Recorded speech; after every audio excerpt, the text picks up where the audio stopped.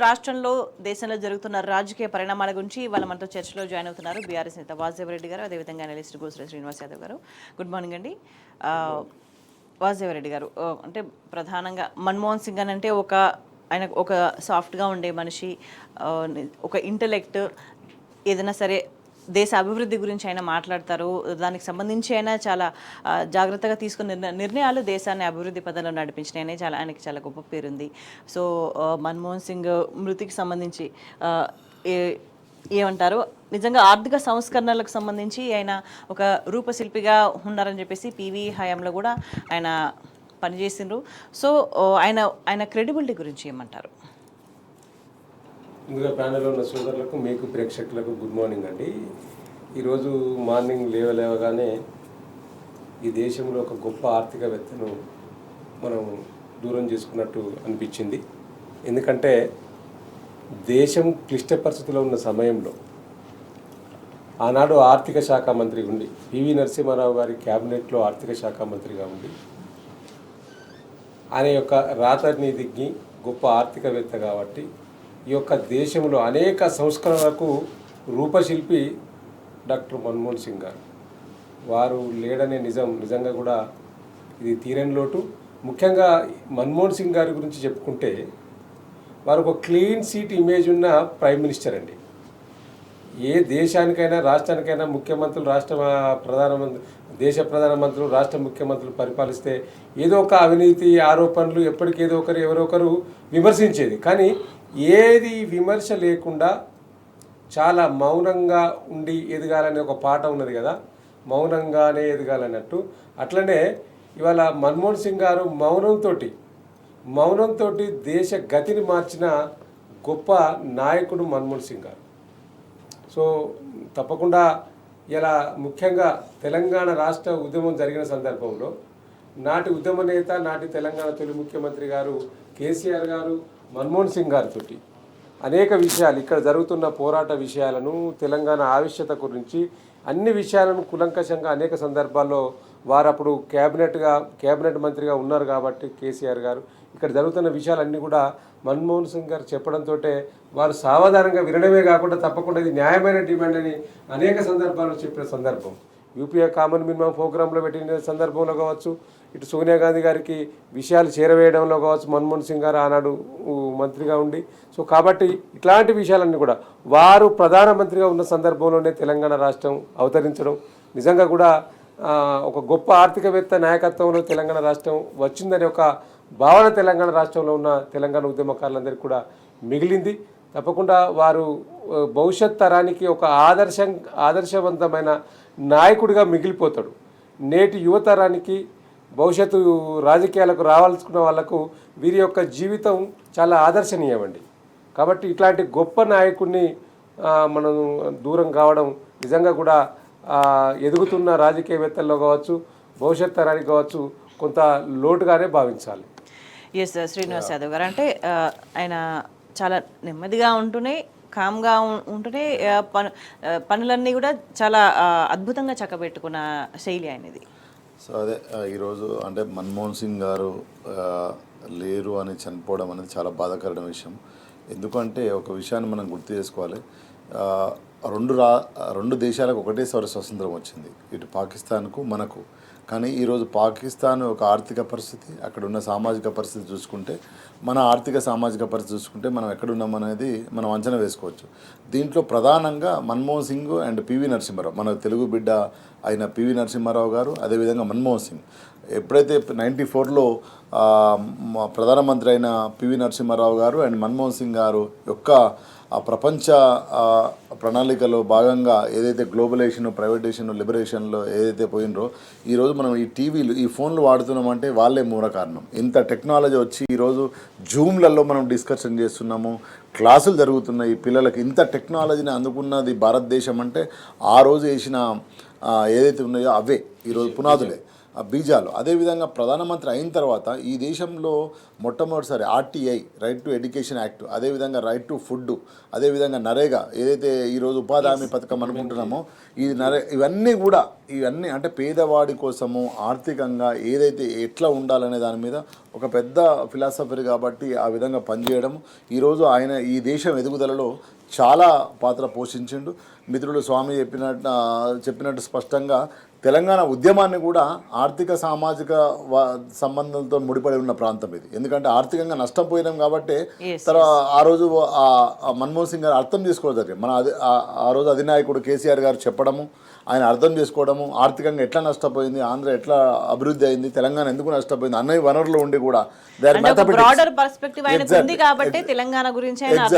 ఏదో పాలిటిక్స్ చెప్పడం కాదు, ఏదో మాకు అధికారం కావాలి వాళ్ళు వెళ్ళిపోవాలి అది కాదు, కానీ ఆర్థికంగా ఎట్లా నష్టపోయింది, ఇక్కడ రైతులు ఎంతో ఆత్మహత్యలు చేసుకుంటారు, నీళ్లు ఉన్నాయి, అన్నీ ఉన్నాయి, మంచి భూములు ఉన్నాయి అంటే ఇదంతా కూడా ఆ రోజు ఉన్న అధినాయకుడు కేసీఆర్ గారు చెప్పడము, ఆయన అర్థం చేసుకోవడము. సో ఇదంతా పోయింది. కాబట్టి ఈరోజు ఆయన లేడు అనేది చాలా బాధాకరమైన విషయము. ఆయన ఆత్మకు శాంతి కలగాలని దేవుని కోరుకోవడం. ఎస్, అంటే వాసుదేవరెడ్డి గారు అంటే కీలకంగా తెలంగాణ రాష్ట్ర ఏర్పాటు సందర్భంలో కూడా ఆయన నిజంగా పూర్తి స్థాయిలో సానుకూలంగా ఉన్నారు. అంటే ఎంత స్థాయిలో ఒక వ్యతిరేకత వ్యక్తమైంది రాష్ట్ర ఏర్పాటు సందర్భంగా, ఎవరు ఎన్ని విధాలుగా కుట్రలు చేస్తున్నారని కూడా చూస్తున్నాం. అంటే నిజంగా మేధస్సు ఉన్నవాళ్ళు, ఆలోచన పెద్దగా ఉన్నవాళ్ళు వాస్తవాన్ని అర్థం చేసుకుంటారు, ఒక న్యాయాన్ని అర్థం చేసుకుంటారు అనే దానికి నిదర్శనంగా మన్మోహన్ సింగ్ని చూడొచ్చా? నిజంగా కూడా ఇప్పుడు ఎందుకంటే చదువుకున్న వారికి, మేధో మదనం చేసిన వారికి మాత్రమే సమస్య తీవ్రత అర్థం చేసుకోగలుగుతారు. అట్లనే ఇవాళ ఆనాడు దేశ ప్రధానిగా మన్మోహన్ సింగ్ గారు ఉన్న సందర్భంలో తెలంగాణ రాష్ట్ర అవతరణ విషయంలో జరిగిన పోరాట పరిణామాలన్నింటినీ కూడా నాటి ఉద్యమ నేతగా కేసీఆర్ గారు వివరించిన సందర్భంలో వారు తెలుసుకున్న విషయాల పట్ల కావచ్చు, అదేవిధంగా ఇక్కడున్న న్యాయమైన డిమాండ్ల పట్ల కావచ్చు, మన్మోహన్ సింగ్ గారు స్పందించిన తీరు నిజంగా కూడా ఒక గొప్పగా వారు తీసుకున్న నిర్ణయం కూడా కనిపిస్తున్నది. ఎందుకంటే తెలంగాణ రాష్ట్రంలో జరుగుతున్న పరిణామాలు అది ఇప్పటిది కాదు, ఎప్పుడో ప్రత్యేక తెలంగాణ రాష్ట్రం ఉండే, ఆ ఉన్న తెలంగాణను కొన్ని సందర్భాలలో తెలుగు రాష్ట్రాలుగా ఆ మద్రాసు ఆ తెలంగాణ రెండింటికి కలిపే సందర్భం వచ్చింది. దాన్ని మళ్ళీ తెలంగాణ రాష్ట్ర ప్రజలు జీర్ణించుకోలేని మొదటి నుంచి వ్యతిరేకిస్తూ ఉన్నారు. సో కాబట్టి దాన్ని మళ్ళీ సపరేట్ తెలంగాణ కావాలని ఒక డిమాండ్, న్యాయమైన డిమాండ్, ఇది పార్లమెంట్లో పెట్టి బిల్లు పెట్టి మాత్రమే తీసుకురాగలుగుతాం తప్పితే ఇది రాజకీయంగా తీసుకురావాల్సిన తెలంగాణ. కాబట్టి ఈ పరిణామాలన్నింటినీ కూడా నాటి ఉద్యమ నేతగా కేసీఆర్ గారు తీసుకోవడం, ముఖ్యంగా మన్మోహన్ సింగ్ గారు ఎందుకంటే వారు చాలా సందర్భాల్లో మనం చూసినాం, వారు చాలా మాటలు తక్కువ మాట్లాడతాడు, పనులు ఎక్కువ చేస్తాడు. సో వారి అంటే అది మనకు కళ్ళ ముందు కనిపిస్తూ ఉంటుంది. మన్మోహన్ సింగ్ గారు చాలా సందర్భాలలో అనేక విషయం వచ్చినట్టు ఇప్పుడున్న ప్రధాని కావచ్చు, గత ప్రధానులు కావచ్చు, మాటలు ఎక్కువగా చేతులు తక్కువగా ఉండేది. కానీ మన్మోహన్ సింగ్ గారు చాలా చాలా ఒడిసి పట్టి మాట్లాడినట్టు ఆ మాట్లాడిన మాటలు అది నిజమవుతాయి, లేదా చెప్పిన మాటలను నిజం చేస్తాడు. అట్లాంటి ఒక కార్యాచరణను మన్మోహన్ సింగ్ గారు ఆనాడు తీసుకున్న సందర్భం మన కళ్ళ ముందు కనిపిస్తూ ఉన్నది. ఏది ఏమైనా వారు ఈరోజు ఇది దేశానికి తీరని లోటు వారు లేకపోవడం అనేది తప్పకుండా వారిని స్మరించుకుంటూ వారిని ఆదర్శంగా తీసుకుంటూ భవిష్యత్ తరం ముందుకెళ్తుంది. రైట్, రాష్ట్రంలో అనేక పరిణామాలు జరుగుతున్నాయి. మెయిన్గా వాసుదేవరెడ్డి గారు రైతులని ఇబ్బంది పెట్టే విధంగా రేవంత్ రెడ్డి వ్యవహార శైలి కనిపిస్తుంది. ఇప్పుడు తాజాగా మనం సర్వే పిడుగుపడ్డట్టుగా కనిపిస్తుంది. రైతు నెత్తి మీద భూమి అమ్మాలంటే కూడా కొనాలంటే కూడా ఒక డిజిటల్ సర్వే తప్పనిసరి చేస్తూ తీసుకున్న నిర్ణయం. ఇది అమల్లోకి వస్తే ఎట్లా ఉంటుంది అంటే గతంలో ప్రాక్టికల్గా ఒక 15 రిజిస్ట్రేషన్స్ జరిగే పరిస్థితి ఉంటే ఇప్పుడు నిజంగా మళ్ళీ మనుషుల ఇన్వాల్వ్మెంట్, ఒక అవినీతికి ఆస్కారం, ఇవన్నీ కూడా మాట్లాడుతున్నారు. రైతు ఈ విధంగా కూడా మళ్ళీ ఇంకొంచెం వెనక్కిపోవాల్సిన పరిస్థితి ఉందని భావించాలా దీనివల్ల? అంటే ఈ రాష్ట్ర ప్రభుత్వం, రాష్ట్ర ముఖ్యమంత్రి రేవంత్ రెడ్డి గారి ఆలోచన విధానం ఈ రాష్ట్ర పరిస్థితి పట్ల ఎట్లా ఉన్నదంటే అభివృద్ధి వైపు పరుగులు తీయన్నా తిరోగమనం వైపు ఆయన ఆలోచన విధానం కనిపిస్తూ ఉన్నది. పురోగమనం కావాలి రాష్ట్రం, కానీ తిరోగమనం వైపు ఆయన ఆలోచన విధానం ఉన్నట్టు కనిపిస్తూ ఉన్నది. ఈ యొక్క పరిస్థితులు కూడా గట్టే ఉన్నాయి ఈ రాష్ట్రంలో. ఎందుకు నేను మాట్లాడుతూ ఉన్నానంటే ఇవాళ వారు తీసుకొచ్చిన చట్టాలు కావచ్చు, వారు తీసుకొచ్చిన నిర్ణయాలు కావచ్చు, ఏ నిర్ణయం తీసుకున్నా ఇప్పుడు గత బీఆర్ఎస్ ప్రభుత్వం తీసుకున్నాయన్నిటిని కూడా ఏది కూడా కళ్ళ ముందు కనిపించద్దు, ప్రజల ముందు ఉండద్దు, ఈ రాష్ట్రంలో అసలే దాని మీద చర్చ పెట్టుకోవద్దు. ఆయన కాన్సెప్ట్ అది ఒకటే ఉన్నట్టు కనిపిస్తూ ఉన్నది. ఇలా రైతులకు సంబంధించి అసలు గత ప్రభుత్వం బీఆర్ఎస్ సర్కారు గత రైతు బాంధవుడు కేసీఆర్ గారు అనేక చట్టాలు, అనేక రూపకల్పనలు, అనేక నిర్ణయాలు, గొప్ప గొప్ప నిర్ణయాలు ఆనాడు బీఆర్ఎస్ సర్కార్ హయాంలో రైతుల గురించి తీసుకున్న పరిస్థితి మన కళ్ళ ముందు కనిపించింది. వాటినేదో ఈయన గొప్పగా ఏదో తీర్చిదిద్దున్నట్టు ఇక కేసీఆర్ మొత్తం రైతులను పట్టించుకోలేదు. నేను వచ్చినాకనే రైతులకు అసలు అన్నీ అందుతున్నాయి, నేను వచ్చినాకనే మొత్తం కొత్త కొత్త చట్టాలు తీసుకొచ్చి రైతులకు అందిస్తున్నా అనే ఒక గొప్ప కలరింగ్ ఇవ్వడానికి వారు చేస్తూ ఉన్నట్టు కనిపిస్తూ ఉన్నది. కాబట్టి వాస్తవం ఏందనేది ఇలా ప్రజలకు చర్చించుకున్న సందర్భం ఏంటి అంటే, ఇలా మొన్న అసెంబ్లీలో మనం చూసినాం, ఇలా ధరణి పోర్టల్ను దాన్ని భూమాతగా మార్చడం. ధరణి అంటేనే భూమి, దాన్ని మళ్ళీ భూమాత అని ఒక పేరు పెట్టి ప్రత్యేకంగా గతంలో 86 సంవత్సరాల తర్వాత, అంటే నిజాం తర్వాత కేసీఆర్ గారు మొత్తం డిజిటలైజేషన్ చేసి ప్రజలకు వారి భూమి ఎక్కడున్నా, ఏ దేశంలో ఉన్నా, ఏ రాష్ట్రంలో ఉన్నా మంచిగా పడుకున్నా కూడా నా భూమిని ఎవరు ఆక్రమిస్తలేరు అనే ఒక గుండె మీద చేసుకొని ఉండే విధంగా నాడు కేసీఆర్ గారు ధరణి అనే పోర్టల్ని తీసుకొస్తే దాంట్లో ఏమన్నా ఉండవచ్చు, దాంట్లో ఏమైనా చిన్న చిన్న పొరపాటు ఉండవచ్చు, ఉంటే ఆ మాడ్యూళ్లను మార్చాల్సిన బాధ్యత ఈ ప్రభుత్వం పైన ఉన్నది. కానీ మాడ్యూల్స్ని మార్చకుండా దాంట్లో దాదాపుగా 70-80 మాడ్యూల్స్ ఉంటాయి. దాంట్లో నిజంగా ఏమన్నా తప్పిదాలు ఉంటే వాటికి వెళ్ళి ఒక 4-5-10 అట్లా మార్చుకొని దాన్ని సెటరేట్ చేసుకోవచ్చు. కానీ దాన్ని అట్లా సెటరేట్ చేయకుండా ఈ ధరణి మొత్తం అధ్వానం అయిపోయింది, దీనివల్ల మొత్తం రైతులకు అన్యాయం జరిగిందని చెప్పి అసెంబ్లీలో మాట్లాడి దాన్ని భూమాతగా మార్చడం అంటే గత ప్రభుత్వం తీసుకొచ్చిన ఆనవాళ్ళు ఏవి కూడా ఈ ప్రభుత్వంలో ఉండకూడదు, భవిష్యత్తులో ఉండకూడదు, కేసీఆర్ ఆనవాళ్ళు ఉండకూడదు అనేది అనేక సందర్భాలలో రేవంత్ రెడ్డి గారు చెప్పిండ్రు కదా. అందుకనే ఇప్పుడు ఒక్కొక్కటిగా మారుస్తూ ఉన్నట్టున్నది. మళ్ళీ దాని మీద ఇవాళ ప్రధానంగా ఇవాళ వారు తీసుకున్న కొత్త చట్టంలో భాగంగా రైతు మీద పెద్ద పిడుగు లాంటి వార్త ఇది. ఎందుకంటే మళ్ళీ డిజిటలైజేషన్ మళ్ళీ ఏం చేస్తాడు ఈ ముఖ్యమంత్రి అనేది. ఎందుకంటే భయమే ఉన్నది అంటే ప్రజల్లో, అంటే ఈయన బేసికల్గా రియల్ ఎస్టేట్, ఈయనకు భూములు అంటే బాగా ఆకర్షణ శక్తి ఉంటుంది. ఈయన దాకా భూమి అనే వారికి ఆకర్షణ ఈ రేవంత్ రెడ్డి గారికి. కాబట్టి ఈ భూముల పేరు మీద, ఈ డిజిటల్ పేరు మీద మళ్ళీ ఎన్ని అవాంతరాలు మాకు ఎదురవుతాయో అనే ఒక భయం మాత్రం రైతుల్లో కనిపిస్తున్నట్టు మనకు వినిపిస్తూ ఉన్నది. సో కాబట్టి తప్పకుండా ఈ ప్రభుత్వం తీసుకున్న ప్రతిచర్య రైతుల విషయంలో ఇప్పటికీ ఇలా ప్రజలేం అడుగుతా ఉన్నారు, మీరు కొత్త చట్టాలు తీసుకురావడం కాదయా బాబు ముఖ్యమంత్రి గారు, మాకు ఇస్తారన్న హామీలు ఇవ్వండి, మాకు చెప్పిన హామీలు నెరవేర్చండి. ఇలా రైతులకు సంబంధించి ప్రధానంగా 3 హామీలు ఇచ్చిండ్రు. ప్రధాన హామీలు నేను వేరే చెప్తలేను, 6 గ్యారంటీల్లో భాగమైన ప్రధాన హామీలు రైతు భరోసా ఇస్తారన్నారు, ఇచ్చిండ్రా? ఇలా సంవత్సరం గడిచింది, రైతు భరోసా లేదు. అదేవిధంగా ఇలా రైతు కౌలుదారులకు ఇస్తారన్నారు భరోసా, కూలీలకు ఇస్తారన్నారు రైతు భరోసా, కూలీలకు 12,000 ఇస్తారన్నారు సంవత్సరానికి, కౌలుదారులకు 15,000 ఇస్తారన్నారు. అవేవి ప్రశ్నించకుండా కొత్త సమస్యలు చర్చ రాదిగా వాటి గురించి మాట్లాడుకోవాలనే ఉద్దేశం కనిపిస్తుంది. శ్రీనివాస్ గారు, అంటే ఏ ప్రభుత్వం అయినా సరే కొత్త విధానాలు తీసుకొస్తే ముందటి కంటే కొంచెం సులభతరంగా ఉండాలి. ముందు ఉన్న వ్యవస్థలు ఏమైనా అవినీతి జరగడానికి ఆస్కారం ఉంటే దానికి తావు లేకుండా ఒక ట్రాన్స్పరెన్సీ ఉండే విధంగా నిర్ణయాలు ఉండాల్సిన అవసరం ఉంటుంది. కానీ ఇప్పుడు ఈ సర్వే తప్పనిసరి చేయడంతో మళ్ళీ సర్వేయర్ల మీద డిపెండ్ అవ్వాల్సిన సిచ్యువేషన్, నిజంగా ఒక 15 జరిగే చోట 2 మాత్రమే రిజిస్ట్రేషన్స్ అయ్యే సిచ్యువేషన్. ఎందుకంటే సిబ్బంది కొరత ఉంది. మరి ముందు సిబ్బందిని కావాల్సినంత సిబ్బందిని నియమించి ఒక ట్రాన్స్పరెంట్గా అవినీతికి తావులేని విధంగా ఒక ప్రయత్నం ఉండాలి తప్ప మళ్ళీ వెనక్కి తీసుకుపోయే విధంగానే ఇది కనిపిస్తుందని భావించాలి.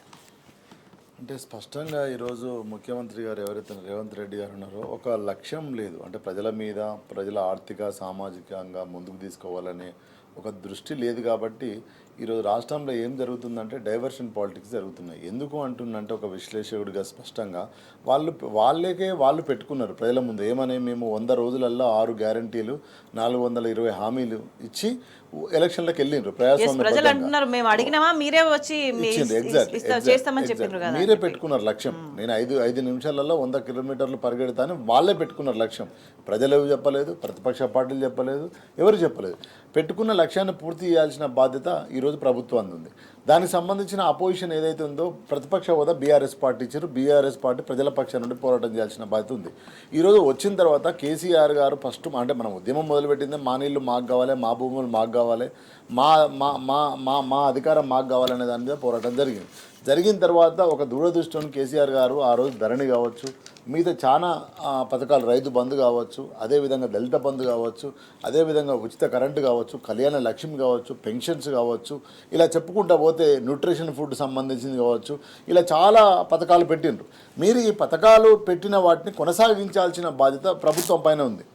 దాంట్లో లోటుపాట్లు ఏమైనా ఉంటే సవరించాల్సిన బాధ్యత కూడా మీ పైన ఉంది. ఏదో 100% అది కరెక్ట్ జరిగిందని మేము అనలేము, కానీ ఏమైనా కొత్త ఆలోచనలు రావచ్చు. అంతకంటే బెస్ట్ ఉంటే దాన్ని చేయాల్సిన బాధ్యత ఈ రాష్ట్ర ప్రభుత్వాన్ని కూడా. కానీ అది కాకుండా ఈరోజు రాగానే టీఎస్ తీసేసి టీజీ, ఇంకోటి తెలుగు తల్లి తీసేసి, అంటే డైవర్షన్స్. ఎక్కడ కూడా వాళ్ళు తెలంగాణ తల్లిని ఇంకో తీసేసి ఇటు పెట్టుడు అటు ఈ తల్లుల పంచ తప్పించి ఇక్కడ తెలంగాణ తల్లులకు మీరు ఏమి హామీ ఇచ్చిండ్రు? 4,000 పింఛన్లు ఇస్తా అని చెప్పినావు. 4,000 పింఛన్లు ఏ తల్లికన్నా ఇచ్చినావా? అందులో 2 నెలలు ఎగ్గొట్టినావు. అదేవిధంగా ఈరోజు మూసి అన్నావు, ఈరోజు తర్వాత ఏమన్నా అదేంటి హైడ్రా అన్నావు. మొత్తం డైవర్షన్ పాలిటిక్సే తప్ప ఒక కాంక్రీటు నిర్ణయము, కాంక్రీటు నిర్మాత్మమైన నిర్ణయం ఒక్కటన్నా ఈ 12 నెలలు తీసుకున్నామంటే మనం ఎక్కడ బయట దుర్బేటిని పెట్టి చూసినా దొరికే పరిస్థితి లేదు. అంటే ఉన్నదానికంటే మరింత కాంప్లికేటెడ్ గా వ్యవస్థను మార్చడం తప్ప అది ప్రజలను ఇబ్బందులకు గురి చేస్తుంది. ప్రభుత్వ వ్యవస్థ పరిపాలనా వ్యవస్థ నడవడానికి కూడా అబ్స్టకల్స్ గా ఎగ్జాక్ట్లీ అదే అంటున్నాను నేను. కొద్ది రోజులేమో కాళేశ్వరం, కొద్ది రోజులేమో కరెంటు, కొద్ది రోజులేమో ఫోన్ ట్యాపింగ్, కొద్ది రోజులేమో హైడ్రా, ఒక నెలనేమో మూసీ నది, ఒక నెలనేమో ఆయన డాన్సులు వేస్తాడు ఆయన అల్లు అర్జున్, ఆయన స్టోరీ మొత్తం వీళ్ళ చుట్టే తిరుగుతుంది తప్పించి ఒక నెల పరిపాలన. ఈరోజు మీరు రాగానే ప్రజాపాలన అని చెప్పి ప్రజల దగ్గర నుంచి అప్లికేషన్లు తీసుకుని అవి ఎక్కడున్నాయి ఇప్పుడు? అవి ఏం చేస్తున్నాయి? వాటి మీద ఏ ప్రయత్నం చేస్తున్నారు? డబల్ బెడ్రూమ్లు కావాలా, సింగిల్ బెడ్రూమ్ కావాలా, ఏం కావాలనేది ఒక అప్లికేషన్ ఫామ్ తీసుకున్నారు. రాష్ట్రంలో ఉన్న అంత ప్రజలు మొత్తం పోయి ఇచ్చిండ్రు. ఏమైంది అప్లికేషన్లు? ఎక్కడ సంతకాలలో దాచిపెట్టిండ్రు? వాటి సంగతి ఏంది? రెండోది, ఈరోజు సర్వే చేసిండ్రు. ఎస్సీ ఎస్టీ బీసీల సర్వే అన్నారు, కులగణన అన్నారు. ఏమైంది కులగణన? ఇప్పటివరకు లైన్ లేదు, ఓ స్టేట్మెంట్ లేదు. దాని మీద ఏం చేస్తున్నారు? ఇప్పుడు నిర్ణయం తీసుకోలేదు. ఇంతవరకు క్యాబినెట్ కూర్చోలే వాటి మీద. సర్వే అయిందా? మహారాష్ట్ర ఇతర రాష్ట్రాల ఎన్నికల ముందు హడావిడి చేయాలి కాబట్టి సర్వే అయిందా కాలేదా? అయితే అవుతుందా? అయితే దాని అవుట్పుట్ ఏంది? ఏదైనా ఒక పథకాన్ని మొదలుపెట్టినప్పుడు లేదా ఒక ప్రణాళిక వేసినప్పుడు దాని అవుట్పుట్ కూడా మనం చెప్పాలి కదా. ఈరోజు సమగ్ర సర్వే అని చెప్పిన మా కులగణన అని చెప్పినావు. కులగణన ఏం చేసినావు? ఇప్పటి వరకు ఏం లేదు కదా. ఇంతవరకు మళ్ళీ దాని ఊసు లేదు, పాసు లేదు. సో కాబట్టి నేను ఏమంటున్నంటే ముఖ్యమంత్రి గారికి స్పష్టంగా ఒక విధి విధానాలు లేవు. దేని మీద? ఇప్పుడు హైడ్రా మీద విధి విధానాలు లేవు, మూసీ మీద విధి విధానాలు లేవు. ఈరోజు నువ్వు నల్గొండలో పాదయాత్ర చేసినావు. ఎందుకు? ఏమని చేసినావు నువ్వు? అంటే 40 ఏళ్ళు పరిపాలించిన సంబంధించి పని అయిపోయిందా లేదా అని ప్రభుత్వం నుంచి ఒక స్టేట్మెంట్ ఎప్పుడు ఎక్స్పెక్ట్ చేస్తారు అని అంటే, ప్రభుత్వం ఒక మాట చెప్తే దాని మీద ఒక నమ్మకం ఉన్నది, ఒక భరోసా ఉన్నది. ఈ మాట చెప్పింది అంటే ఇది నిజమో అని ప్రజలు నమ్మినప్పుడు. ఇప్పుడు ప్రభుత్వ వైఖరి చూస్తుంటే దేనికి సంబంధించి చూసినా ఒక మాట చెప్పిండ్రు అని అంటే పథకాలకు సంబంధించి చూడొచ్చు. అంటే ఒక మాట చెప్పిండ్రు అంటే దానికి ఒక క్రెడిబిలిటీ, ఒక విశ్వసనీయత లేని పరిస్థితి అనేది చాలా క్లియర్గా. అదే అంత డైవర్షన్ పాలిటిక్స్ చేస్తున్నాడు. డైవర్షన్ పాలిటిక్స్లో కూడా తెలంగాణ ఆత్మగౌరవాన్ని, హక్కులను ధ్వంసం చేస్తున్నారు. ఎందుకంటే లగాచర్లో ఉన్నది. కొడంగల్ ప్రజలు ఏం చేశారు? మా కొడుకు ముఖ్యమంత్రి అయితే మమ్మల్ని బాగు చేస్తా అనుకొని కొడంగల్ ప్రజలు, కొడంగల్లో ఉన్న లగాచర్ల ప్రజలు ఓట్లేస్తే నువ్వు వచ్చి వాళ్ళ కొంపలు కూలిస్తే ఎట్లా? ఈరోజు ప్రతిపక్ష పార్టీ పోరాటం చేయడం వల్లనే కదా నువ్వు ఫార్మసీ బ్యాగ్ తీసుకున్నావు, భూములు ఇచ్చేస్తాను. మరి తీసుకున్నప్పుడు వాళ్ళ కేసులు కూడా బ్యాగ్ తీసుకోవాలి కదా. కేసులు ఎట్లా కంటిన్యూ అవుతావు? ఎవరి కోసం నువ్వు చేస్తున్నావు? ఈరోజు వచ్చిన సంవత్సరంలో నువ్వు నీ బిడ్డలు నీకు ఓట్లేసిన నీ కాన్స్టిట్యూన్సీ ప్రజలకు నీకు ఓట్లేసి మా కొడుకు ముఖ్యమంత్రి అయితే మమ్మల్ని జీవితాలు కాపాడుతాను అనుకుని వేసిన ఓట్లేసిన లగాచర్ల ప్రజలకు నువ్వు బేడీలు వేసేవి. ఎటువైపు తీసుకుపోతున్నావు? ఎవరికన్నా ఈరోజు 49 మంది పిల్లలు ఈరోజు చనిపోయే గురుకుల పాఠశాలలో గర్భశోకం, వాళ్ళ గర్భశోకం ఎవరు అంటే నేనేమంటున్నా, ఇప్పటికైనా మంచి మెజార్టీ ఇచ్చిండ్రు ప్రజలు, మంచి అధికారం ఇచ్చిండ్రు, మంచి మెజార్టీ మ్యాండేటరీగా ఇచ్చిండ్రు, మంచి పరిపాలన చేయొచ్చు. కాంక్రీట్ నిర్ణయాలు తీసుకోండి, అద్భుతంగా పరిపాలించండి. ఈవెన్ హౌస్లో కేటీఆర్, హరీష్ రావు కావచ్చు, నల్గొండ సభలో కేసీఆర్ గారు కూడా ఏం చెప్పారు? మంచిగా పరిపాలించండి, మళ్ళీ 5 సంవత్సరాలు మీరే పరిపాలించండి. ఎవరు చెప్తారు అపోజిషన్ పార్టీలో ఉన్నప్పుడు? సో అంత దీవెనలు ఉన్నా కూడా మీరు కాంక్రీట్ నిర్ణయాలు తీసుకోకుండా ఊరికే తుగ్లకు పొద్దున నిర్ణయం, సాయంత్రం నిర్ణయం, రాత్రి నిర్ణయం. ఇప్పుడు ఈ 12 నెలల్లో ఒక్క నిర్ణయం అన్నా నిర్మాత్మకంగా ఉన్నదంటే ఎక్కడ కూడా మనకు లేదంటే కనిపించదు. డిస్ట్రక్టివ్ గానే ఉంది. అంటే అదనంగా ప్రజల మీద మరింత భారం మోపే విధంగా మనం ఇక్కడ గమనిస్తే సర్వే కోసం రైతు అదనంగా ఫీజు చెల్లించాలి, సర్వే చేయాలని అధికారులను బతిమాలుకోవాలి, కొలతలు మ్యాప్ వచ్చేదాకా కూడా రిజిస్ట్రేషన్ అనేది జరగదు. సర్వే తర్వాత ఎంతో కొంత ముట్ట చెప్పాల్సి వస్తుంది. రైతుకు అత్యవసరమైతే డిమాండ్ మేర చెల్లించాలి. ఏంది పరిస్థితి? మీకు అప్పటి వరకు మన భూములకు లెక్కలు లేవండి, అయ్యేవాడో అవ్వేవాడో తెలియని భూములు. ఎందుకంటే ఇది నిజాం పరిపాలించిన రాష్ట్రం. సో చాలా మా తాతనే 60 ఏళ్ళ నుంచి 70 ఏళ్ళ నుంచి భూమి దున్నుకుంటున్నాం మేము 10 ఎకరాలు. కానీ మా పేరు మీద లేదు, మేము కబ్జాలు ఉన్నాం, ఎవరో పేరు మీద ఉంది. దాన్ని అంతా తెలంగాణ వచ్చిన తర్వాత ఒక లెక్క చేసిండ్రు, ఎవరి భూమి ఎవరి పేరు మీద ఉంది, ఏమైనా ఉంటే కరెక్షన్స్ అయినాయి, ఎవరైనా దొర ఉంటే వచ్చి చేసిండు. మా ఊర్లో అయ్యగారులు ఉంటారు, అయ్యగారులు వచ్చి మాకు పట్టా చేసిపోయినరు, వాళ్ళకి తులవం పొలం ఇచ్చుకున్నాము, వాళ్ళు కూడా సంతోషంగా. ఇదంతా లెక్క జరిగింది. ఈ జరిగిన దాన్ని నువ్వు కంటిన్యూషన్ చేయకుండా మళ్ళీ ఒక పాలసీ తీసుకొచ్చి మళ్ళీ ఏం ఆగమైపోవాలి. కాబట్టి ఇప్పటికైనా అంటే ముఖ్యమంత్రి గారు డెమోక్రటిక్, ఇది డిక్టేటర్షిప్ పాలిటిక్స్ చేస్తే నడవదు. అందులో భాగంగానే కదా నిన్న అల్లు అర్జున్ ఇష్యూ కూడా. డిక్టేటర్షిప్ ఎట్లా చేస్తావు? డెమోక్రటిక్ పాలిటిక్స్ ఈ దేశంలో నడుస్తున్నాయి, రాష్ట్రం జరుగుతున్నాయి. కానీ నువ్వు డిక్టేటర్షిప్ రాజకీయాలు చేస్తే ప్రజలు యాక్సెప్ట్ చేయరు, తెలంగాణ ప్రజలు ఇంకా యాక్సెప్ట్ చేయరు. ఎందుకంటే ఉద్యమాల నుంచి వచ్చిన నాయకత్వం ఉంది, ఇక్కడ ఉద్యమాలు చేసిన ఊర్లు ఉన్నాయి, జీవితాలు ఉన్నాయి. కాబట్టి దయచేసి ఇప్పటికైనా ఒక నిర్మాత్మకంగా మీరు పరిపాలించాలని కోరుకోవాలి మన బాధ్యతగా. వాస్తవంగా ఈ రాష్ట్ర ముఖ్యమంత్రి గారు సోదరులు చెప్పినట్టు ఇవాళ ఇష్యూస్ బేస్ మీద ఎక్కడ పోతలేదండి. ఇప్పుడు ఇష్యూ ఒకటి జరిగితే రాష్ట్రంలో ప్రధాన సమస్యలు ఒకటి ఉంటే ఈయన ఇంకో దాని మీద చర్చ పెడతాడు. ఇప్పుడు మన అసెంబ్లీలో చూసినాం కదా, వాల్యూ అంటే ఎంత విలువైన సమయాన్ని, దాదాపుగా అసెంబ్లీలో చాలా విలువైన సమయం, ఎవరు మాట్లాడినా, ముఖ్యమంత్రి గారు మాట్లాడినా, ఎమ్మెల్యేలు మాట్లాడినా, మంత్రులు మాట్లాడినా, అంత విలువైన సమయాన్ని ఒక సినీ నటుడు గురించి సుమారుగా గంట సేపు మాట్లాడిండండి రాష్ట్ర ముఖ్యమంత్రి గారు. అంటే దేనికోసం మాట్లాడిండు, ఎందుకోసం మాట్లాడిండు? ఇలా ప్రజలలో చర్చ జరుగుతూ ఉన్నది కదా, నువ్వు ఎందుకోసం మాట్లాడుతున్నావు?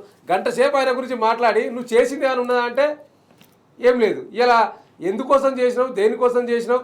నిన్న సినీ పరిశ్రమకు సంబంధించి ప్రత్యేకమైన సమావేశం పెట్టడంలో ఆంతర్యం ఏందన్నది కూడా ప్రజలు చర్చించుకుంటున్నారు కదా.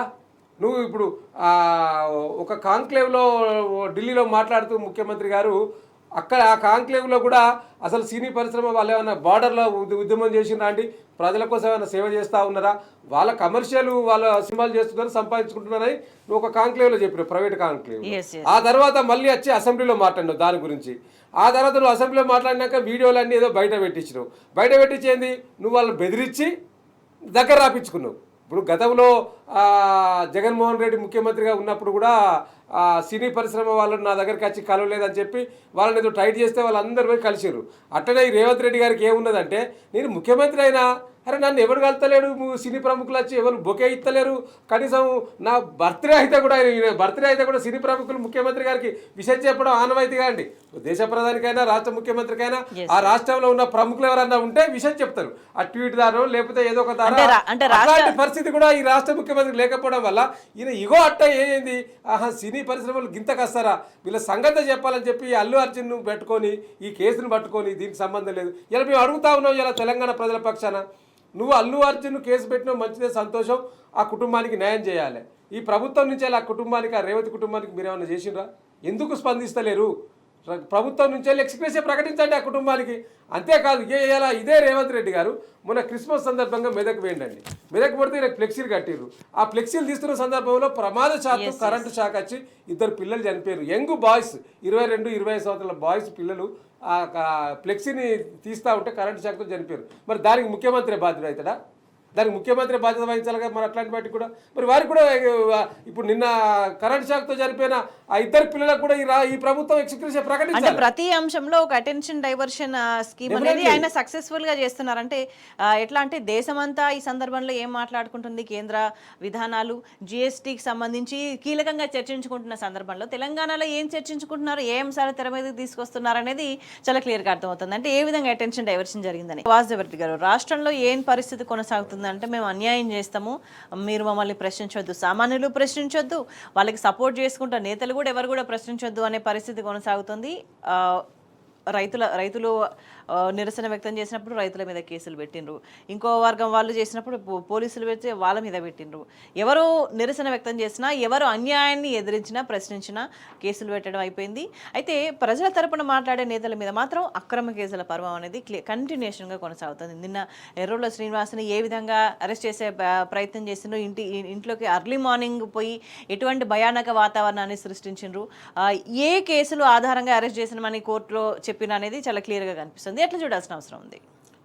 ముఖ్యంగా ఈ రాష్ట్ర ప్రభుత్వం 6 గ్యారంటీలతో పాటు 7వ గ్యారంటీ కూడా ఒకటి పెట్టుకున్నట్టున్నది. అదేంటి అంటే ఎమర్జెన్సీ గ్యారంటీ. ఎమర్జెన్సీ ఏంది?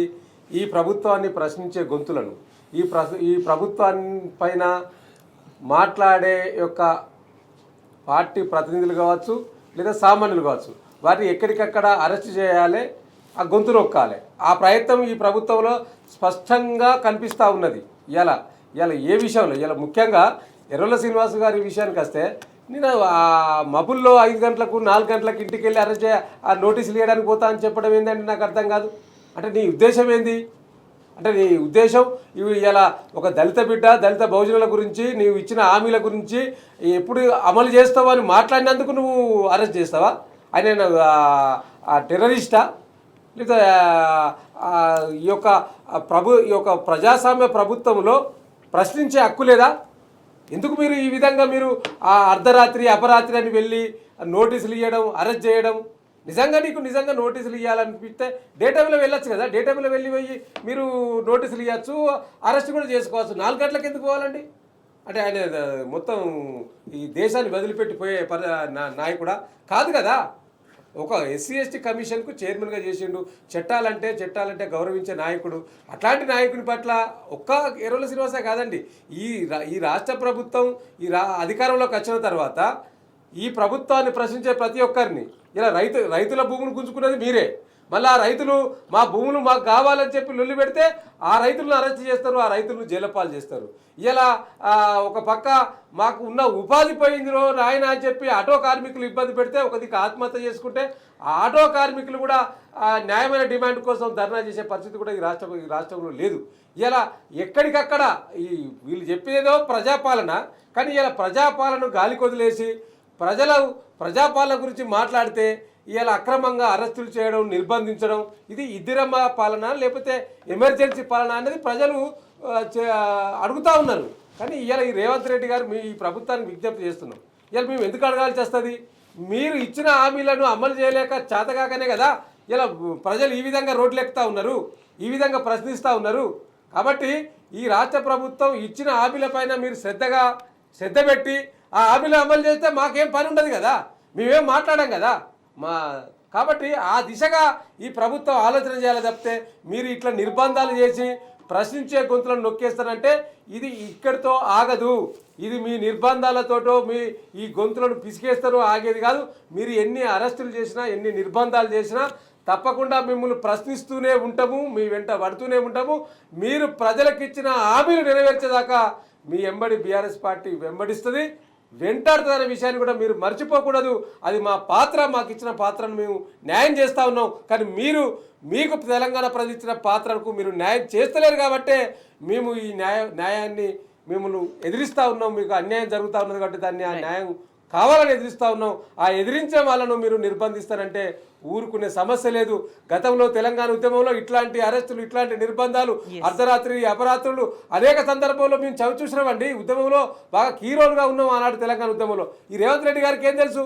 మీరు ఆనాడు మిమ్మల్ని అరెస్ట్ చేసిన అని చెప్పి ఎవరిని పడితే వాళ్ళని అరెస్ట్ చేయడమేనా? అరెస్ట్ చేసి అక్రమంగా కేసులు పెట్టడమేనా? మీరు జైలుకు పోయినారు కాబట్టి ఈ నాయకులను జైలుకు పంపేయాలి, మీరు అరెస్ట్ చేయరు కాబట్టి నాయకులను అరెస్ట్ చేయాలి. ఇదే పరిపాలన, ఇదే ప్రజాపాలన? ఇది ప్రజలు అడుగుతూ ఉన్నారు. ఇవాళ మేము కాదు, ప్రజలు అడుగుతూ ఉన్నారు. మీరు ఇచ్చిన గ్యారంటీలను పక్క పెట్టి, ఇచ్చిన హామీలను పక్క పెట్టి డైవర్షన్ పాలిటిక్స్, ఈ నిత్యం డైవర్షన్ పాలిటిక్స్, అసలు విషయాలను చర్చకు రాకుండా అనవసర విషయాలను ముందుకేసి ఇలా ముందుకు సాగుతూ ఉన్నది ఈ ప్రభుత్వం. కాబట్టి ఇప్పటికీ మేము అడుగుతా ఉన్నాం, ఇలా ప్రజల పక్షాన మేము డిమాండ్ చేస్తూ ఉన్నాం.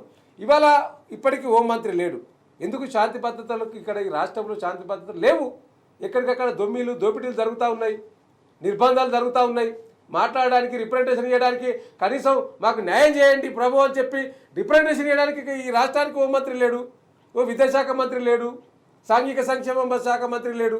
ఏం జరుగుతూ ఉన్నది అసలు రాష్ట్రంలో? అంటే ఈ సందర్భంలో ఒకటి గుర్తొస్తా ఉన్నదండి. మొన్న రాహుల్ గాంధీ గారు ఒక లెటర్ రాసిండు, రాష్ట్ర ముఖ్యమంత్రికి రాయన్న ఈ రాష్ట్రంలో ఉన్న ఒక మంత్రి పొన్నం ప్రభాకర్ గారికి లెటర్ రాసిండు. బ్రహ్మాండంగా ఉన్నది, నీ యొక్క పనితర విధానం బ్రహ్మాండంగా ఉన్నది, మీరు తీసుకున్న శాఖ బ్రహ్మాండంగా ముందుకెళ్తా ఉన్నదని దాన్ని గొప్పగా ఆయనకు అంటే దీన్ని బట్టి అర్థమేమవుతున్నది? రాష్ట్ర ముఖ్యమంత్రి గారిని పక్కకు పెట్టిండా రాహుల్ గాంధీ గారు? ఇంకేమన్నా పైకి తీసుకొస్తా ఉన్నాడా? ముఖ్యమంత్రి మార్పు తథ్యమా? ముఖ్యమంత్రి మార్పు ఉంటుందా అనేదానికి అది ఒక తార్కారంగా అంటే ముఖ్యమంత్రి ఢిల్లీకి పోతున్న సందర్భాలలో కూడా అంటే ఎవరిని కలుస్తున్నారు అనేది కూడా ఒక చర్చ నడుస్తుంది. సొంత పార్టీ నేతలను కాకుండా మరి బీజేపీ పెద్దలను కలిసి రావడం, ఇక్కడ అక్కడ పోయి వచ్చినాక ఇక్కడ మాట్లాడడము ఈ కార్ రేస్ కు చూస్తే అది అట్టే అనిపిస్తుంది కదా. గతంలో ఈ కార్ రేస్ విషయంలో గవర్నర్ గారిని వీరు కలిసి ఎఫ్ఐఆర్ నమోదు చేయడానికి అవకాశం ఇవ్వాలని చెప్పి వీరు కలిసింది కదండి. కలిసినాక ఆ సందర్భంలో లగచర్ల ఘటన జరిగితే దేశవ్యాప్తంగా లగచర్ల ఘటన తెలవాలని చెప్పి కేటీఆర్ గారు పార్టీ వర్కింగ్ ప్రెసిడెంట్ గారు ఈ రైతులను తీసుకొని ఢిల్లీకి పోతే ఇగో గవర్నర్ను కేంద్రంలో ఉన్న పెద్దలు కలిసి అమిత్ షా గారిని చీకట్లో ఒప్పందం చేసుకొని గవర్నర్ ఎఫ్ఐఆర్ నమోదు కాకుండా ఒత్తిడి తీసుకొస్తా ఉన్నారు, రాత్రిపూట పోయి కాళ్ళు పట్టుకుంటున్నారని ఇదే కాంగ్రెస్ నాయకులు ఆరోపించి రానాడు. మరి ఇలా అదే గవర్నర్ గారు ఆదేశించిండు, ఎఫ్ఐఆర్ నమోదు చేసుకోమని చెప్పి ఆదేశించిండు. అంటే దీన్ని ఎవరితో కలిసిండ్రు, ఎవరితో ఒప్పందం పెట్టుకున్నారనేది ప్రజలు అర్థం చేసుకుంటలేరా? ఢిల్లీకి పోయి నువ్వు రాహుల్ గాంధీ గారికి వెళ్తలేడు, ఈ ఎక్కే విమానం దిగే విమానం పోయేంతా కూడా ఈయన అర్ధరాత్రి పోయి అపరాత్రి పోయి అక్కడ బీజేపీ నాయకులను కలుసుకొని ఇక్కడ బీఆర్ఎస్ పార్టీ మీద కక్ష కార్పణ్యాలుగా ఆ కేసులు నమోదు చేయడం, లేకపోతే మనకు అనిపించలేదని ఎఫ్ఐఆర్ నమోదు అవుతుంది. ఎఫ్ఐఆర్ నమోదైన కొన్ని గంటల వ్యవధిలోనే ఈడీ సుమోటోగా కేసు నమోదు చేస్తుంది ఈ కార్ రేసులో. దీన్ని బట్టి అర్థమైతే లేదా అని అనేక విషయాలలో ఇలా బీఆర్ఎస్ పార్టీ సివిల్ సప్లై కుంభకోణం జరిగింది, అమృత టెండర్లో 1100 కోట్ల కుంభకోణం జరిగిందని స్వయాన మా పార్టీ వర్కింగ్ ప్రెసిడెంట్ కేటీఆర్ గారు ఢిల్లీకి పోయి మంత్రులను కలిసి వచ్చినాక కూడా కనీసం ఏజెన్సీలు, కేంద్ర ఏజెన్సీలు స్పందించలేదు. రాష్ట్రంలో కూడా బీజేపీ స్పందించలేదు దాని విషయంలో. బీఆర్ఎస్ పార్టీ నాయకుల మీద మాత్రం కేసులు పెట్టడంలో, స్పాంటేనియస్ స్పందించడంలో మాత్రం కేంద్రం స్పందిస్తా ఉన్నట్టు కనిపిస్తా ఉన్నది కదా. వాళ్ళకి అవసరమైనప్పుడు ఎంత పెద్ద వ్యవస్థనైనా ఎట్లా పరుగులు పెట్టిస్తారు, వాళ్ళు వద్దు అని అనుకున్నప్పుడు ఎంత చిన్న పనినైనా సరే ఎట్లా ఇగ్నోర్ చేస్తారు అనేది వాంకిడి ఆశ్రమ పాఠశాల విద్యార్థిని శైలజ ఇక్కడ వచ్చి 20 రోజులు ట్రీట్మెంట్ తీసుకుంటే కూడా కనీసం మెరుగైన వైద్యం అందించడానికి కనీసం సపోర్ట్ చేయని ఒక దారుణమైన పరిస్థితి. అండ్ అంటే శ్రీనివాస్ గారు అంటే ప్రభుత్వ వైఖరి అనేది అంటే కేసులు పెడితే జైళ్ళలో పెడితే భయపడాలి అన్నట్టుగా కనిపిస్తుంది. ఎందుకంటే ఒక లీగాలిటీస్కి వచ్చేసరికి కూడా ఆల్రెడీ క్లోజ్ అయిపోయిన కేసులు అంటే ముందుగా చూసుకుంటారు కదా, ఏ కేసు మీద ఉంటుంది, ఒక ప్రాసెస్ ముందుకు పోయిన తర్వాతనే అరెస్ట్ దాకా వచ్చే పరిస్థితి ఉంటుంది. కానీ అదేది కూడా ముందస్తు తెలిసినా కూడా ఆల్రెడీ క్లోజ్ అయిపోయిన కేసులను చూపించి అరెస్ట్ చేస్తామని చెప్పేసి రావడం, ఇట్లా దౌర్జన్యం చేయడాన్ని ఎట్లా చూడాలి? రాష్ట్రంలో ఒక వింత పోకడ జరుగుతుంది. ఎప్పుడు కూడా ఇట్లాంటి చూడము. అంటే వాళ్ళది నేషనల్ పార్టీ కాంగ్రెస్ పార్టీ, వాళ్ళ నాయకుడు parliament opposition leader Rahul Gandhi ఏమో సేవ్ డెమోక్రసీ అంటుండు, రాజ్యాంగాన్ని కాపాడండి అని ఉత్తరప్రదేశ్లలో పోయి బీజేపీ రాష్ట్ర పాలిత రాష్ట్రాలలో వెళ్ళి రాజ్యాంగాన్ని కాపాడానని రాజ్యాంగాన్ని పట్టుకొని ఈరోజు రాహుల్ గాంధీ తిరుగుతున్నాడు.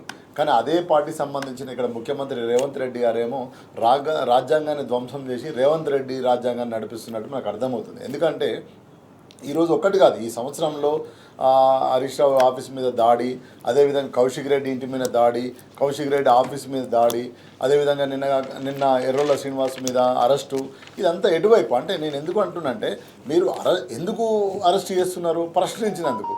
తెలంగాణ అస్తిత్వము, తెలంగాణ ప్రజల అస్తిత్వం ఏంటంటే ప్రశ్నించడమే. తెలంగాణ ప్రాథమికంగా ఉన్న అస్తిత్వం ఏంటంటే వాళ్ళు ప్రశ్నించడమే. ఎవరి వైపు ప్రశ్నిస్తారు? ప్రజల వైపున ప్రశ్నిస్తారు.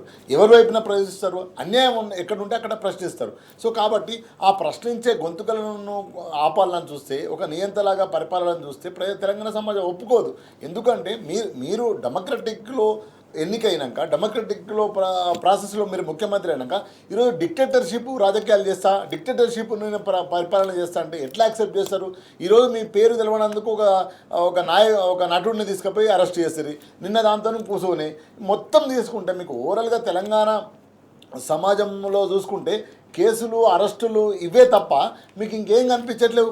లగాచర్ల ప్రజలు అదేవిధంగా ఎక్కడ చూసినా కూడా పరిపాలన పక్కన వదిలేసి ప్రతిపక్షాల పార్టీల మీద ఉద్యమకారుల మీద వీళ్ళపైన అంచువేతలేసి ఒకవైపు ఎన్కౌంటర్లు జరుగుతున్నాయి. ఈ 10 సంవత్సరాల్లో ఒక్క ఎన్కౌంటర్ జరగలే అండి, ఒక్క తూట కూడా బయటికి రాలే వాస్తవంగా. సో మీరు వచ్చిన వెంటనే 3 ఎన్కౌంటర్లు జరిగినాయి తెలంగాణలో. ఎటువైపు పోతున్నాం మనం? కానీ కాబట్టి ఇప్పుడు నేనేమంటున్నా అంటే మీరు ప్రజాస్వామ్యాన్ని ప్రజాస్వామ్యబద్ధంగా పరిపాలిస్తేనే ప్రజలు యాక్సెప్ట్ చేస్తారు, తెలంగాణ ప్రజలు. ఎందుకంటే తెలంగాణ ప్రజలకు ప్రశ్నించడం అనేది ప్రాథమికమైన వచ్చే అది ఉగ్గుపాలతో వచ్చే గుణము. ఎవరినైనా ప్రశ్నిస్తారు. ఎందుకంటే ఆనాడు ముఖ్యమంత్రిగా ఉన్న చంద్రబాబు నాయుడు వరంగల్ పాదయాత్ర చేసి పనికెర మల్లయ్య అనే ఒక రైతు దగ్గరికి పోయి అడిగితే ఎట్లున్నావు అని అంటే, ఎందుకు సార్ మా తెలంగాణ మాకిచ్చి మీరు ఓరాయండి సార్, మీకు ఎందుకు వెళ్ళి సార్ ఈ బాధ అంత ఎందుకని అన్నాడు. ఆయన వరాలు పెట్టుకుంటుండు, వ్యవసాయం చేసుకుంటుండు, వరాలు పెట్టుకుంటూ బురద పొలంలో ఉండి ఈయన చంద్రబాబు నాయుడు పోయి అడిగితే మా తెలంగాణ మాకిచ్చిపోండి అని అడిగిన వ్యక్తి మామూలు రైతు. అంటే నేను ఎందుకు అంటున్నంటే తెలంగాణ ఉద్యమమే, తెలంగాణ ప్రాంతమే ప్రశ్నించే తత్వం. సో అంటే అరెస్టులు కానీ అక్రమ కేసులకు కానీ భయపడే పరిస్థితి ఉండదు తెలంగాణ ప్రజలు, లేకపోతే రాష్ట్రం వచ్చేది. మనం ఎన్నో చరిత్రలు చూసినాం కదా, సాకల ఉద్యమాల చరిత్ర ఉంది కదా, మనం ఈరోజు మాట్లాడుకుంటాం కదా. కాబట్టి ఇక్కడ రేవంత్ రెడ్డి ప్రాబ్లం ఏంటంటే ఆయన ఏ ఉద్యమంలో పుట్టలేదు, ఏ ఉద్యమంతో కలిసి నడవలేదు, ఏ ఉద్యమంలో పనిచేయలేదు. కాబట్టి ఇప్పుడు ఏమవుతుందంటే ఆయన ఎవరైతే ప్రశ్నిస్తే, ఎవరైనా యూట్యూబ్లో ప్రశ్నిస్తే, ఎవరైనా ఇంకో ట్యూబ్లో ప్రశ్నిస్తే అలా మీద కేసులు పెడుతుండు. ఎందుకు పెడుతున్నావు? నేను ఎర్రోల శ్రీనివాస్ అనే వ్యక్తి ఈరోజు 5 సంవత్సరాలు SC/ST కమిషన్ చైర్మన్ చేసిండు, జ్యుడిషియల్ పవర్. సో ఈ రోజు నువ్వు తీసుకోపోయి ఒక డాక్టరేట్, ఉద్యమాకుడు, యూనివర్సిటీ విద్యార్థి, ఓ దళిత బిడ్డ ఎట్లా అరెస్ట్ చేస్తావు? అరెస్ట్ చేసి మళ్ళీ కోర్టు బెయిల్ ఇచ్చింది, ఎందుకు నోటీసులు ఇవ్వలేదు నువ్వు? 5 గంటల రాత్రి పోయి ఆయన టెర్రరిస్టా? వాళ్ళ ఇంట్లో ఇద్దరు తల్లిదండ్రులు పెద్దవాళ్ళు, హార్ట్ సర్జన్ అయిన వాళ్ళు, చిన్న కిడ్స్ ఉన్నారు, పిల్లలు ఉన్నారు, ఎందుకు అరెస్ట్ చేసినావు? నీకు లెక్కలేదు. అదేవిధంగా ఒక ఎమ్మెల్యే కౌశిక్ రెడ్డి మీద దాడి, ఒక ఎమ్మెల్యేతో దాడి చేపిస్తావు, నీ పార్టీలో జాయిన్ అయిన ఎమ్మెల్యేతో. హరీష్ రావు ఆఫీస్ మీద దాడి చేపిస్తావు, ఇంకొకటి దాడి చేపిస్తావు. ఈ దాడుల సంస్కృతి ఇక్కడ సంస్కృతి కాదు, ఇది రాయలసీమ సంస్కృతి. తెలంగాణ ఎప్పుడు కూడా ఆ సంస్కృతి లేదు.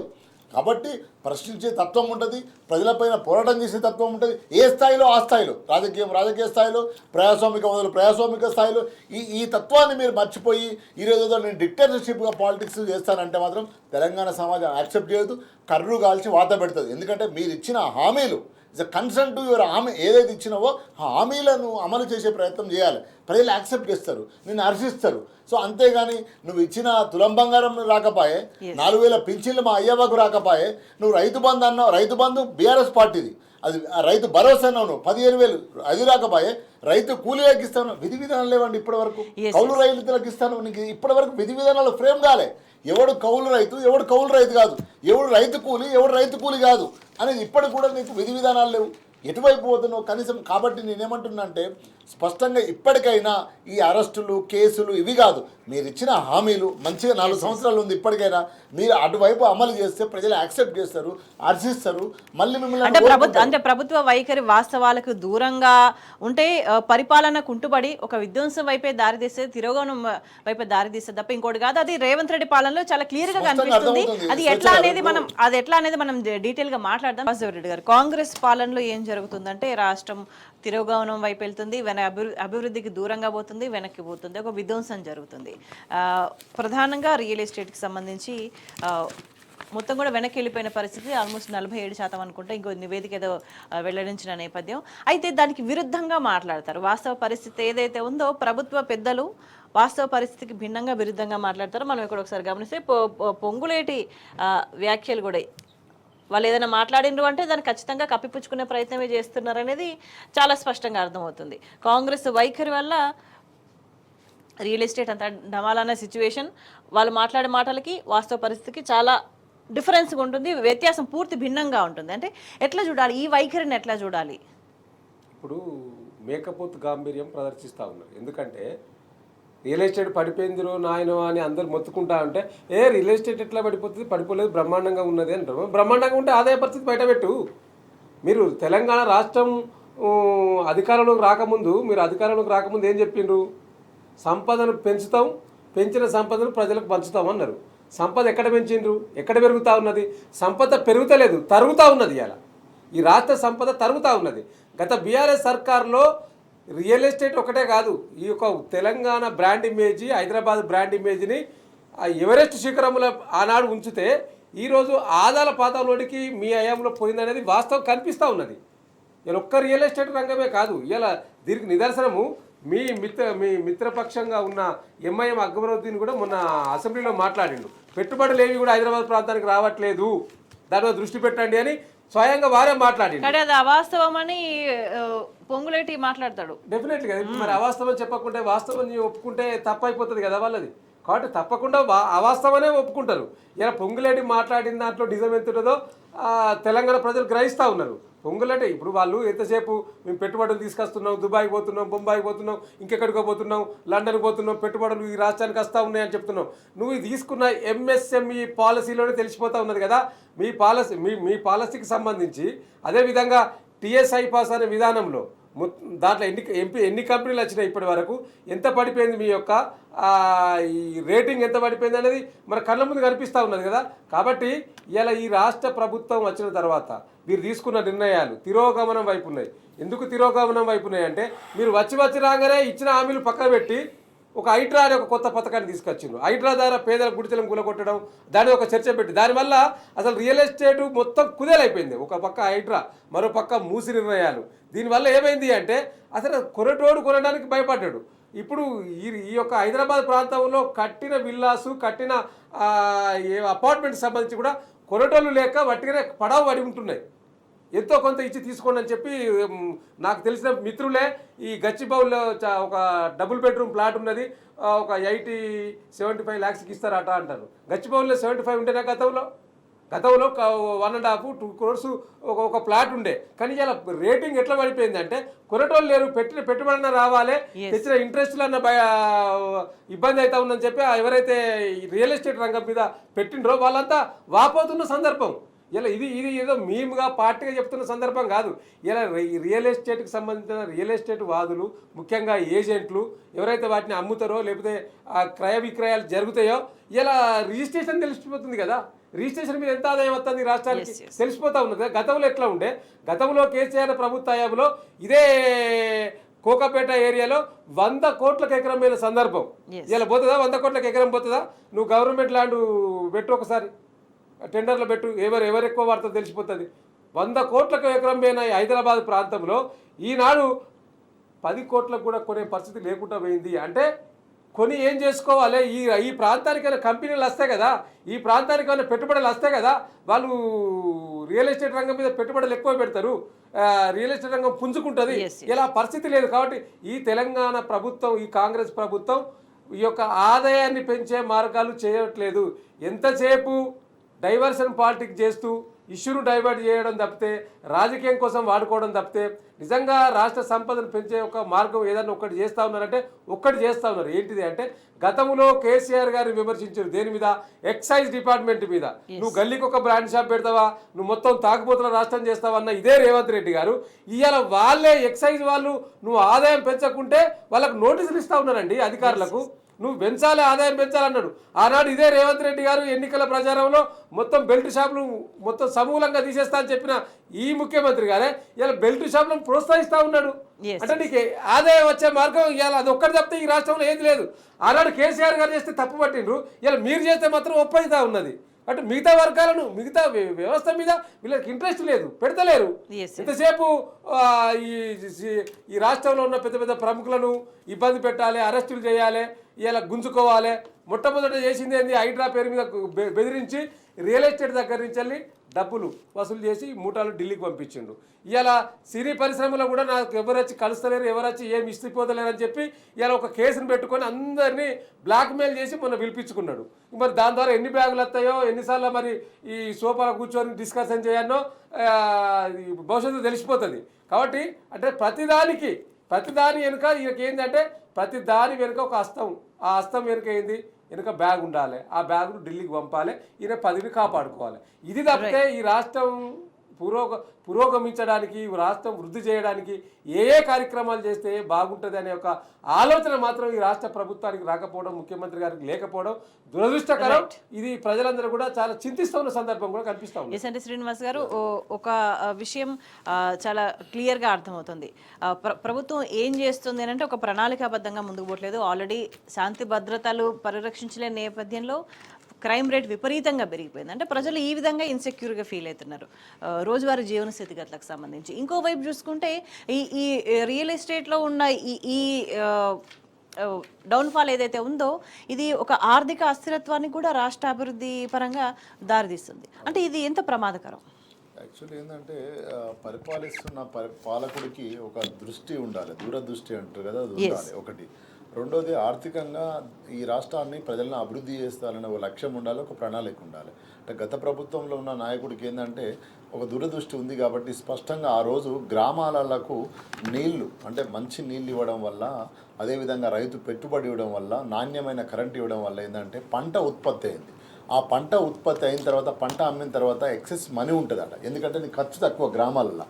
ఆ డబ్బును తీసుకొచ్చి తెలంగాణలో ఉన్న ప్రతి ఇల్లు, ప్రతి బిడ్డ, ప్రతి ఒక్క ఫ్యామిలీ హైదరాబాద్లో ఒక ఫ్లాట్ కొనుక్కున్నాడు.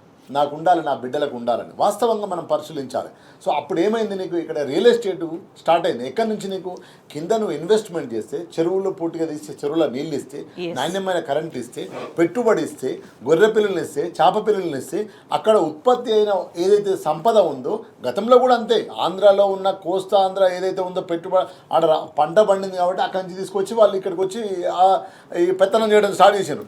అదే పరిస్థితి ఈరోజు తెలంగాణ 10 జిల్లాల్లో నీళ్ళు ఇచ్చి తర్వాత పెట్టుబడి ఇచ్చిన తర్వాత అక్కడ పంట పండితే ఆ పంట వచ్చిన లాభాన్ని తీసుకొచ్చి ప్రతి ఒక్క ఫ్యామిలీ, ప్రతి ఒక్క కుటుంబం హైదరాబాద్లో నా కొడుకులకు, నా బిడ్డలకు ఒక ఫ్లాట్ ఉండాలి అనుకోవడం జరిగింది. అదేవిధంగా చదువుకున్న తర్వాత ఇంజనీరింగ్ అయిపోయిన తర్వాత జాబ్లు వచ్చిన వాళ్ళు ప్రతి ఒక్కరు ఒక ఫ్లాట్ కొనుక్కున్నారు.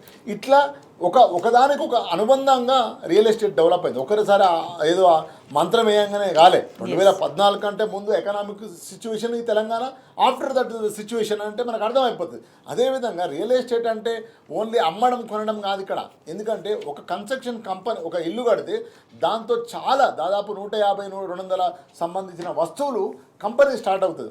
ఫ్లోరింగ్ కావచ్చు, సిమెంట్ కావచ్చు, ఇటుక కావచ్చు, నీకు ఏదైతే ఫర్నిచర్ కావచ్చు, సున్నం కావచ్చు, పెయింటింగ్ కావచ్చు, కలర్స్ కావచ్చు, బొమ్మలు కావచ్చు, లైట్లు కావచ్చు, ప్రతి ఒక్కటి దాదాపు 100-150 ఐటమ్స్ ఉంటాయి.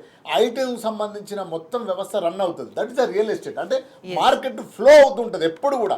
అంటే ఉత్పత్తి గ్రామాలలో వస్తే ఆ ఉత్పత్తిని పంటను తీసుకొచ్చి హైదరాబాద్లో పెట్టుబడి పెడితే, హైదరాబాద్లో కొన్న ఫ్లాట్కు కన్స్ట్రక్షన్ చేస్తే టోటలీ వ్యవస్థ అంతా రియల్ ఎస్టేట్ గోయింగ్ ఆన్, అట్లా ఎకనామిక్ గ్రో అవుతుంది. కానీ ఈరోజు ఏమైందంటే బాధాకరం విషయం ఏంటంటే, ఆయన మిత్రులు చెప్పినట్టు, స్వామి చెప్పినట్టు రావడమే హైడ్రా అని చెప్పేసి, తర్వాత మూసి అని చెప్పేసి, ఆయన యాక్చువల్గా నేనేమనుకుంటున్నా, is a real estate person, ముఖ్యమంత్రి రియల్ ఎస్టేట్ మీద కొంచెం ఎక్కువ పోవాల్సి ఉండే, అంటే అభివృద్ధి చేయాల్సిన పని ఉండే. కానీ ఆయన నిర్ణయాలు కరెక్ట్ లేక ఈరోజు ఏమైందంటే ఎక్కడ కూడా అమ్మకాలు జరుగుతలేవు, ఎక్కడ కూడా కన్స్ట్రక్షన్లు ఆగిపోయినాయి, ఎక్కడైతే బ్యాంక్ లోన్లు మూవ్ అవుతలేవు. ఇదంతా కూడా రేపు స్టేట్కు ఎకనామిక్ పడిపోవడానికి స్పష్టంగా అర్థమవుతుంది మనకు.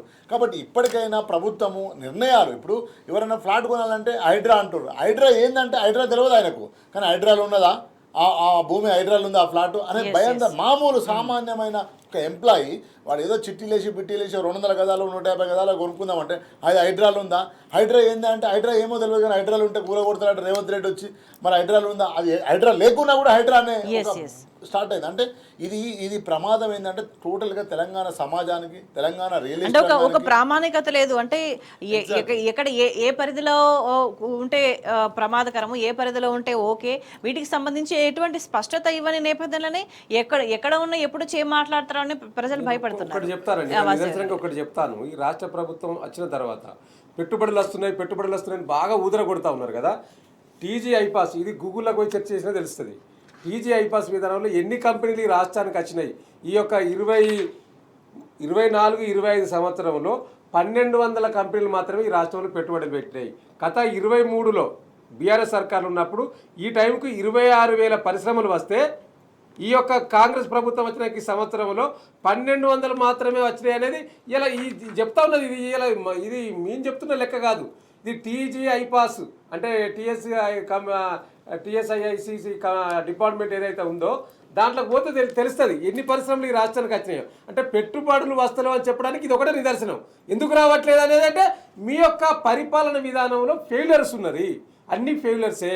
ఈ యొక్క పెట్టుబడులు రావడానికి జంకుతా ఉన్నారు. నువ్వు శాంతి భద్రతలు బ్రహ్మాండంగా ఉంటే పెట్టుబడులు వస్తాయి. బ్రహ్మాండంగా 24 గంటల కరెంటు పరిశ్రమలకు రైతులకు ఇస్తే బ్రహ్మాండంగా వాళ్ళు ఇక్కడ పెట్టుబడి పెట్టడానికి బాగుంటుంది. కానీ ఇలా హైదరాబాద్ ప్రాంతం రావడానికి మళ్ళీ జంకుతా ఉన్నారు. దీన్ని కప్పిపుచ్చుకోవడానికి ఏం చెప్తా ఉన్నారంటే ఈ ప్రభుత్వం ఇప్పుడు మన రెవెన్యూ శాఖ మంత్రి గారు ఏం చెప్తా ఉన్నారు, ఆంధ్ర ప్రాంతంలో వరదలు వస్తాయి, అమరావతి మొత్తం మునిగిపోయింది, ఆడికి పోతలేవు, హైదరాబాద్కి బెంగళూరుకి వేస్తా ఉన్నాయి. మరి హైదరాబాద్ బెంగళూరుకి వస్తే నీకు ఐటీ కంపెనీలు ఎన్ని వచ్చినాయి ఈ రాష్ట్రానికి? గతంలో బీఆర్ఎస్ సర్కార్ కేసీఆర్ గారి నాయకత్వంలో కేటీఆర్ ఐటీ శాఖ మంత్రిగా ఉన్నప్పుడు ఒక అమెజాన్, ఒక గూగుల్, ఒక యాపిల్ లాంటి పెద్ద పెద్ద సంస్థలు, ఫేస్బుక్ లాంటి సంస్థలు రెండో కార్యాలయాన్ని హైదరాబాద్ కేంద్రంగా నడిపిస్తూ ఉన్నాయి. అంటే అవి గతంలో వచ్చినాయే, మళ్ళీ కొత్తగా వచ్చిన పరిశ్రమలు ఏంటి నువ్వు తీసుకొచ్చిన సందర్భంలో? కాబట్టి ఇవన్నీ మసిపూసి మారికాయ చేసి ఎన్నికలప్పుడు ఏదైతే అబద్ధపు హామీలు ఇచ్చిండ్రో, అబద్ధపు ముచ్చట్లు చెప్పి గద్దెనెక్కిండ్రో, ఇప్పుడు కూడా పరిపాలనలోకి వచ్చినాక కూడా, అధికారంలోకి వచ్చినాక కూడా మళ్ళీ గవే అబద్ధపు ముచ్చట్లు, చేతగాని ముచ్చట్లు చెప్పి మళ్ళీ తప్పించుకోవడానికి ప్రయత్నం చేస్తూ ఉన్నారు తప్పితే వాస్తవికత లేదు. ఇలా పెట్టుబడి రావడంలో వైఫల్యం చెందిండ్రు. ఈ రాష్ట్రంలో జరుగుతున్న పరిణామాల మీద ఈ రాష్ట్ర ప్రభుత్వం స్పందిస్తలేదు. కాబట్టి పెట్టుబడులు అటు ఊరికే రావు కదా. మీరు మాట్లాడినంత ఈజీగా పెట్టుబడులు రావండి. ఇక్కడ ఉన్న పెట్టుబడులే పోతా ఉన్నాయి. ఇలా ఇక్కడ ఉన్న సినిమా ఇండస్ట్రీయే మళ్ళీ ఆంధ్రప్రదేశ్కి రావాలని వాళ్ళు వెల్కమ్ చెప్తా ఉన్నారు. నువ్వు చేసే బ్లాక్ మెయిల్ రాజకీయాలకు వాళ్ళు మళ్ళీ వైజాగ్ లాంటి ప్రాంతాలకు వెళ్ళడానికి సిద్ధంగా తయారైండ్రు. శ్రీనివాస్ అంటే కాంగ్రెస్ వైఖరిని బట్టి తన ఉనికిని కోల్పోయే ప్రమాదంలో పడింది అనేది ప్రధానంగా దేశవ్యాప్తంగా కూడా చర్చ జరుగుతున్నది. అదే అంటే వాళ్ళకు రాజకీయమైన క్లారిటీ లేదు, అదే విధంగా ఎకనామిక్ మీద అంటే తెలంగాణనే ఇప్పుడు తాజాగా చూసుకుంటే బెస్ట్ ఎగ్జాంపుల్గా. ఎందుకంటే ఎంత విధ్వంసం చేసింది కాంగ్రెస్ తెలంగాణకు సంబంధించి. గతంలో ఎట్లా ఉండే, కాంగ్రెస్ వచ్చిన తర్వాత ఎట్లయింది, ఇంకా ఎట్లా జరుగుతుంది, దేనికి స్పందిస్తున్నారు, దేనికి స్పందించట్లేదు, వేటిని ఇగ్నోర్ చేస్తున్నారు అనేది ప్రజలు చాలా క్లియర్గా గమనిస్తున్నారు. మనము ఈ 1 yearలో చూసుకుంటేనే మనకు ఒక సర్వే చెప్తుంది 47% పడిపోయింది. 47% అంటే మామూలు విషయం కాదు కదా. అదేవిధంగా ఈరోజు రిజిస్ట్రేషన్లు ఎన్ని అవుతున్నాయి, రెవెన్యూ ఎంత వస్తుంది అనేది మనకు లెక్క తెలిపోతుంది కదా. కాబట్టి ఏంటంటే నాయకుడికి ఒక దూరదృష్టి లేనప్పుడు ఇదంతా ఏమంటారు అడ్డం దొడ్డం పోవడం వల్ల ఈరోజు రియల్ ఎస్టేట్ కాదు అన్ని రంగాలు కూడా కుందేలే పరిస్థితి ఉండదు. ఈరోజు చిన్న పరిశ్రమలు కూడా నిలబడిపోయే పరిస్థితి లేదు. సో కాబట్టి ఇటు అగ్రికల్చరు, ఇటు రూరల్ డెవలప్మెంట్, ఇటు అర్బన్ డెవలప్మెంట్, నీకు ఏది మీద కూడా క్లారిటీ లేదు కదా. అందు గురించి ముఖ్యమంత్రి గారు ఈ 12 నెలల్లో దాదాపు 28 సార్లు 30 సార్లు ఢిల్లీ పోవాల్సి వచ్చింది. నేను ఒకటే అడుగుతున్నా ఈ రాష్ట్ర ప్రభుత్వాన్ని, ఒక్కటైనా మీరు కాంక్రీట్ నిర్ణయం గ్రామీణాభివృద్ధి గురించి కానీ, పట్టణాభివృద్ధి గురించి కానీ, లేదా ఇండస్ట్రీ పాలసీలో కానీ ఒక్క నిర్ణయం అన్న కాంక్రీట్ నిర్ణయం తీసుకున్నారా అంటే ఒక్కటి కూడా కనిపించలేదు. స్కిల్ ఇండస్ట్రీ అన్నారు, స్కిల్ యూనివర్సిటీ అన్నారు. ఏడమైంది స్కిల్ యూనివర్సిటీ? పొద్దున మాట సాయంత్రం మాట, పొద్దున మాట సాయంత్రం మాట చెప్తే ఎన్ని రోజులు ఇట్లా పూట గడుపుతారు? ఇది కాదు అన్నప్పుడు ఈ గత ప్రభుత్వం పరిపాలించిన దాని మీద ఒక కేసు పెడతాము, వాళ్ళ నాయకుల మీద కేసు పెడతాము, లేకపోతే వాళ్ళ మీద ఒక కమిషన్ వేస్తాము, ఆ కమిషన్ రిపోర్ట్ నడుస్తుంటుంది. ఇదేనా పరిపాలన అంటే? పరిపాలన అంటే ఏంది?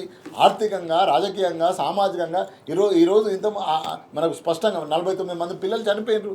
ఈరోజు సంక్షేమ శాఖ మంత్రి లేడు, విద్యాశాఖ మంత్రి లేడు. అంటే ఒక్క విషయం చాలా క్లియర్ గా అర్థమవుతుందంటే పరిపాలనలో వైఫల్యం చెందితే దాని ఫలితాలు కాంగ్రెస్ ఎదుర్కోక తప్పదని మాట్లాడుకునే వాళ్ళం, కానీ ఆల్రెడీ ఆ ఫలితాలు ఎదుర్కోవడం స్టార్ట్ అయిందనేది పరిణామాలను చూసి చాలా క్లియర్ గా అర్థమవుతుంది. చర్చలో పాల్గొన్న వాసుదేవ్ రెడ్డి గారికి, శ్రీనివాస్ గారికి ధన్యవాదాలు. That's all for now. Stadium.